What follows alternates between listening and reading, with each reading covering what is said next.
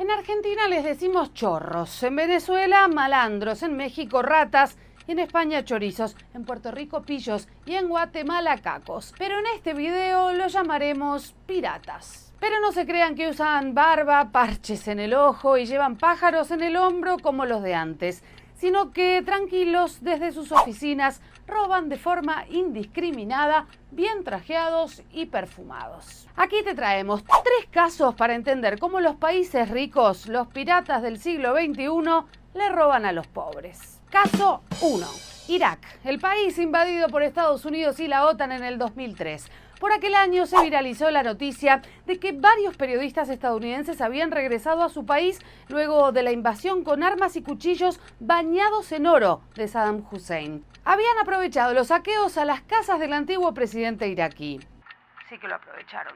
5 soldados estadounidenses incluso fueron investigados por robarse parte de los $600 millones hallados en la casa de Saddam. A día de hoy, todavía se investiga la desaparición de 50.000 obras de arte del Museo de Irak, algunas de ellas con más de 5.000 años de antigüedad.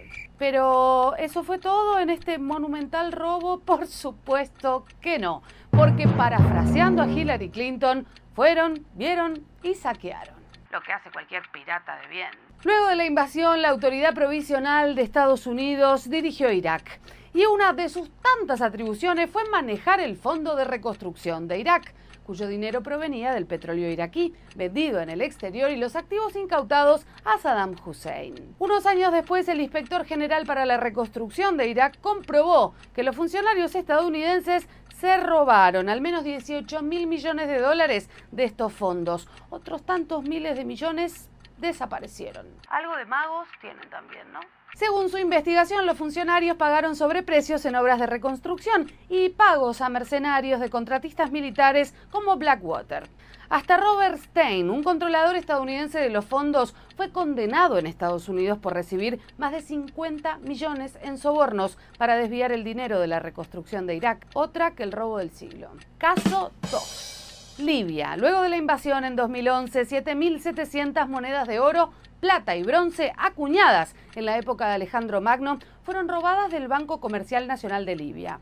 Otros tesoros como estatuillas, pulseras, medallones, collares, sortijas y pendientes desaparecieron junto a 10.000 obras de arte elaboradas en la antigüedad. Al parecer, los ladrones de guante blanco tienen buen gusto para elegir sus botines. Si no, dense un paseíto por el Museo Británico, que está lleno de reliquias robadas por la corona del país. Pero este no fue el mayor robo a Libia, ya que durante la invasión los bancos centrales de Canadá, Estados Unidos, Suiza y Australia congelaron los fondos y el oro de Libia. La excusa para el robo fue que Muammar Gaddafi era un sangriento dictador que no merecía tener acceso al dinero del pueblo libio. Muy lógico.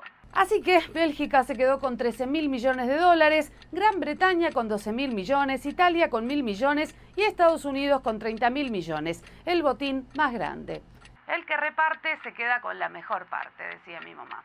Se estima además que $170.000 millones de Libia estaban invertidos en bancos en Occidente. Por supuesto, jamás los devolvieron. Hoy por hoy, Libia es un país con varios gobiernos, devastado por la guerra y con sus propios mercados esclavos, mientras sus miles de millones de dólares son atesorados por quienes en silencio se los robaron.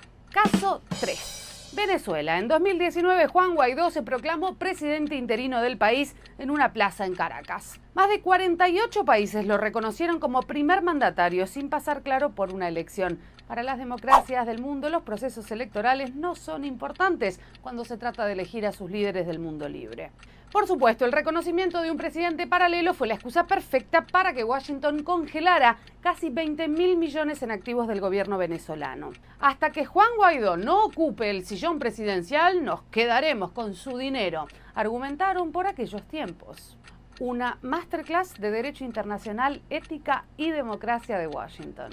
La Casa Blanca llegó a un nivel tal de locura que le dieron a Juan Guaidó el control de Citgo, una de las principales refinerías venezolanas en Estados Unidos.